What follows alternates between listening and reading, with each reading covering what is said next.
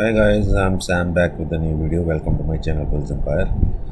तो गाइज आज हम एक स्विंग ट्रेड स्टॉक के बारे में डिस्कस करने वाले हैं, बट उससे पहले डिस्क्लेमर है कि ये कोई बाय सेल की रिकमेंडेशन नहीं है. It's only for the informational purpose. And second thing, इसमें मेरी या मेरे क्लाइंट्स की पोजीशन हो सकती है गाइज. तो गाइज कंपनी का नाम है श्रेय शिपिंग. और सबसे पहले इसके टेक्निकल्स डिस्कस करेंगे, फिर इसके फंडामेंटल्स देखेंगे.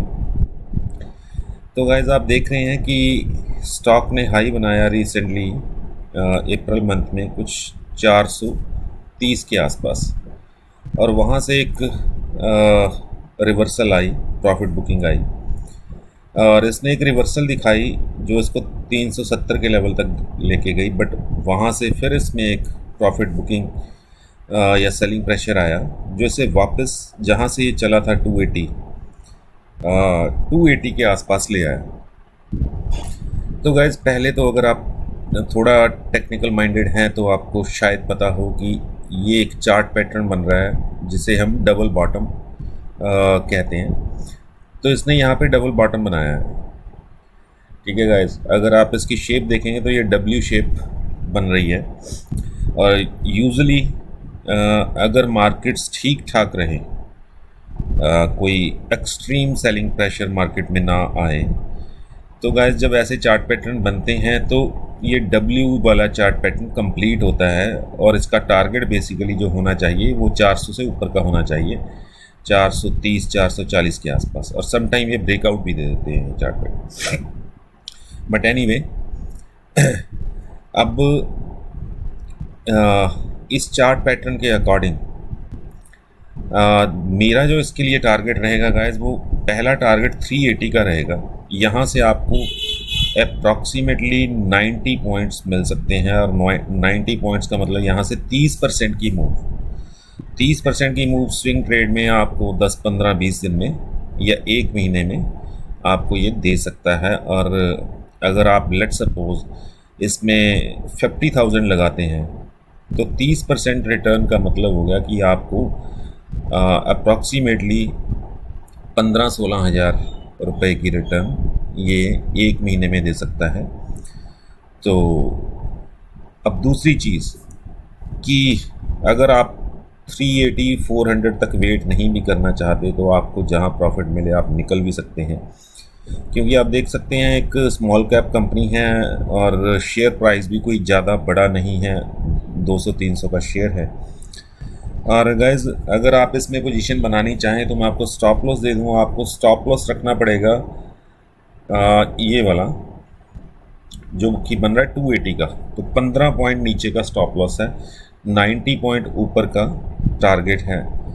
तो अप्रॉक्सीमेटली आपको 1:6 का जो है आपका रिस्क एंड रिवॉर्ड रेशो बनेगा, जो कि बहुत ही अच्छा रिस्क एंड रिवॉर्ड रेशो है. तो गाइज़ ये तो थे इसके टेक्निकल्स. हम इसका थोड़ा मीडियम टर्म चार्ट भी देख लेते हैं. तो गाइज़ मीडियम टर्म चार्ट में भी आप देख रहे हैं कि जो उसका बिल्कुल लोअर बॉटम है वो 215 का इसने बनाया था, और ये बनाया था दिसंबर 2021 में, और वहाँ से इसने एक अच्छी खासी रिवर्सल दी एंड अपने प्रीवियस हाई के पास आया ये. बट वहाँ से एक सेलिंग प्रेशर बन गया, यानी इसको ब्रेक नहीं कर पाया.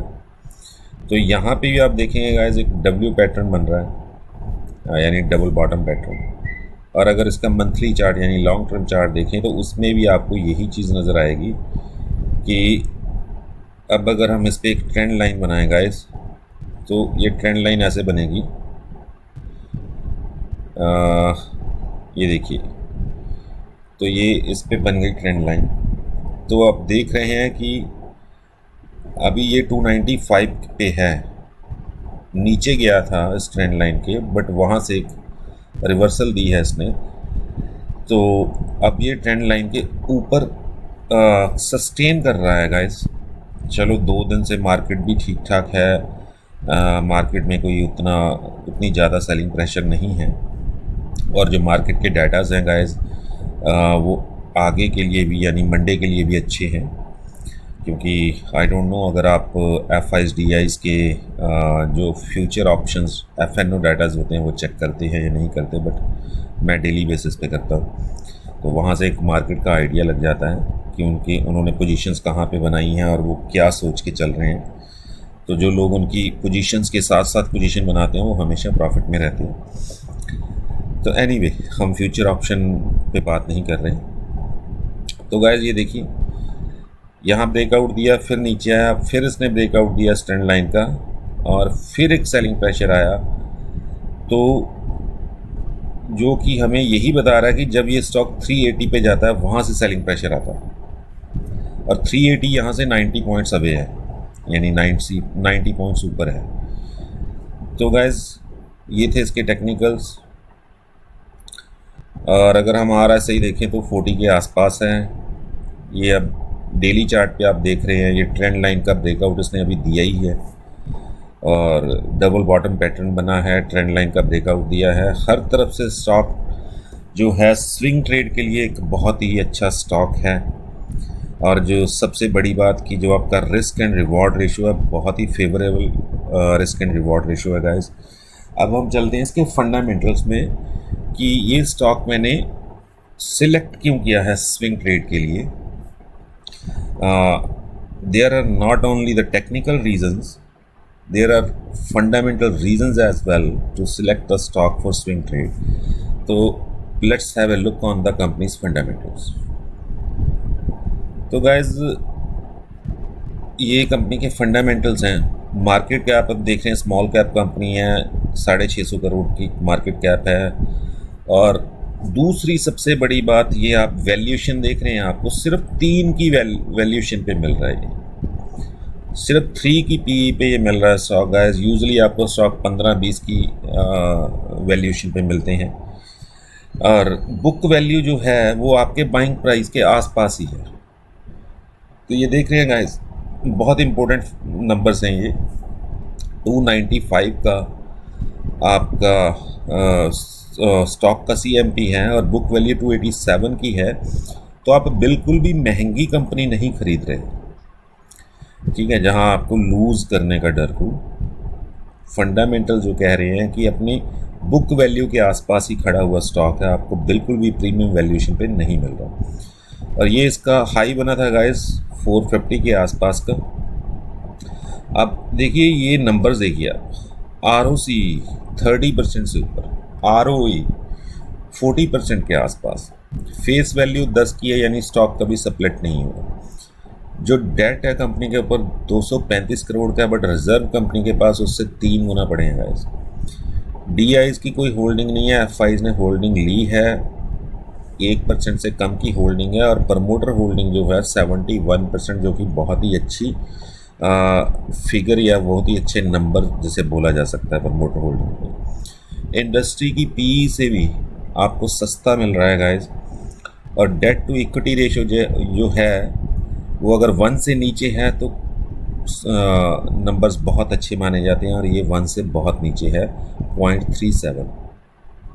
इंटरेस्ट कवरेज रेशियो जो है वो 18% की है, कि कंपनी के पास इतना रिजर्व पड़ा है, जो कंपनी अपने लोन्स पे इंटरेस्ट पे करती है उससे 18 गुना या 19 गुना इनके पास रिजर्व पड़ा है, जो ईयरली ये अपना किसी लोन पे या किसी भी बोरोइंग पे इंटरेस्ट पे करते हैं, उससे 19 गुना तो इनके पास बैंक में रिजर्व पड़ा है गाइस। तो एक strong numbers. Free cash flow minus में है, वो देख लेते हैं क्यों माइनस में है। डिविडेंड पे आउट जो है 0.068% की डिविडेंड यील्ड है, तो ₹2.33 का इन्होंने डिविडेंड दिया होगा। प्लेज कुछ भी नहीं है गाइस। और अब हम कंपनी की प्रोफाइल चेक करते हैं, तो कंपनी करती क्या है, ये शिपिंग एंड लॉजिस्टिक में है गाइस। ये ओन और ऑपरेट करते हैं vessels for container feeder operation between India and international container transshipment ports. तो company is the market leader in domestic coastal container shipping and enjoy the healthy market share of 50%। तो 50% तो इनका market share है guys. For 50% किसी भी product में या field में मार्केट शेयर का होना एक बहुत ही बड़ी बात होती है गैस। जो कंपनी 50% का मार्केट शेयर रखे वो कोई बेकार कंपनी नहीं होती। हम यही चीज़ें देखते हैं जब इन्वेस्ट करते हैं, चाहे वो शॉर्ट टर्म हो या लॉन्ग टर्म हो। और अगर देखें, company dominates the EXIM segment with the market share of around 80%। तो EXIM सेगमेंट में इनका जो मार्केट शेयर है वो 80% के करीब है। अब हम चलते हैं इसकी बाकी की डिटेल्स पे। तो गाइज ये सर्विस प्रोवाइड करती है, बट हम जो रेवेन्यू स्प्लिट है, ocean freight income, ocean freight होता है गाइज जो ये ट्रांसपोर्ट करते हैं कंपनीज का जो कंटेनर्स होते हैं, उससे जो इनको इनकम या रेवेन्यू आता है वो 88% है। और चार्टर हायर इनकम जो इनके वेसल्स को किराए पे लेते हैं वो इनकम इनकी 4% है। और अदर ऑपरेटिंग इनकम भी 4% के करीब है। अब यूग्राफिकली स्प्लिट देख लीजिए, इंडिया के लिए जो विद इन इंडिया इनका बिजनेस है वहाँ से 70% का रेवेन्यू है, आउटसाइड इंडिया 30% का रेवेन्यू। और ये इनके क्लाइंट्स हैं guys, IFFCO, FCI, JSW, Tata steel, Welspun. तो ये इनके क्लाइंट्स हैं। These are only the some of them। तो गाइज एक और चीज़ जो है मैं आपके ध्यान में लाना चाहता हूँ। गाइज कंपनी ने अभी 2 वेसल्स खरीदे हैं, एक $14,175 मिलियन में और दूसरा $35,152 मिलियन में। वो मॉडल नंबर है। दूसरा 14 यानी $15 मिलियन। तो 2 वेसल्स $15 मिलियन के इन्होंने ख़रीदे हैं अपने बिज़नेस को एक्सपेंड करने के लिए। तो ये थी गाइस कंपनी डिटेल्स। अब हम इसके चलते हैं रिजल्ट्स पे। तो पहले तो हम देखते हैं जो इनकी पीर कंपनीज हैं उनकी PE वैल्यूएशन क्या है। GE शिपिंग 8 साढ़े 8 की, SCI 5.5 की, सीमेक 26 की वैल्यूएशन पे है। तो सब जो कंपनी है उनकी वैल्यूएशन इनसे ज़्यादा ही है। तो क्वार्टरली रिजल्ट्स पे आते हैं गाइस। यहाँ से आपको इस कंपनी की परफॉर्मेंस का पता चलेगा। मार्च 2021 में 31 करोड़ का प्रॉफिट था और मार्जिन से 17% के जो ऑपरेटिंग प्रॉफिट मार्जिन होता है। पिछले क्वार्टर में मार्जिन 17% से बढ़ के 56% और प्रॉफिट 31 करोड़ से बढ़ के 60 करोड़। अब मार्च 2022 में कंपनी ने कैसा परफॉर्म किया? मार्जिन मेंटेन्ड रहे quarter on quarter, year on year तो मार्जिन 3 गुना हो गए। और जो प्रॉफिट आया वो क्वार्टर ऑन क्वार्टर भी बहुत अच्छा आया, ईयर ऑन ईयर तो डबल से भी ज़्यादा है। तो ये है कंपनी की परफॉर्मेंस गाइस। अब प्रॉफिट एंड लॉस अकाउंट अगर देखें तो गाइस 2021 का जो प्रॉफिट था वो 44 करोड़ था और 2022 का जो प्रॉफिट आया वो 211 करोड़ का प्रॉफिट आया। एंड 22 करोड़ की शेयर कैपिटल है गाइस। और आप देख रहे हैं कि बोरिंग्स जो हैं वो कांस्टेंट हैं, बढ़ नहीं रही हैं पिछले कई सालों से, यानी पिछले 6-7 साल से कांस्टेंट हैं 200 करोड़ के आसपास की। एंड जो रिजर्व्स हैं वो बढ़ते जा रहे हैं गाइस। आप यहाँ 2011 से देखिए, ये रिज़र्व कॉन्टीन्यूसली इनके पास बढ़ रहे हैं। अगर कंपनी अच्छा परफॉर्म कर रही है तो वो कंपनी की बैलेंस शीट में नज़र आ रहा है गाइस। ठीक है, जो फिक्स्ड एसेट्स हैं वो भी कंपनी की बढ़ती जा रही हैं। जैसे कि मैंने आपको बोला कि इन्होंने वेसल्स लिए हैं बिज़नेस को एक्सपेंड करने के लिए, तो ये देखिए फिक्स्ड एसेट्स कंपनी की कॉन्टीन्यूसली बढ़ रही हैं। और जो बैलेंस शीट में टोटल एसेट्स हैं वो देखिए कंपनी की बैलेंस शीट कैसे ग्रो कर रही है।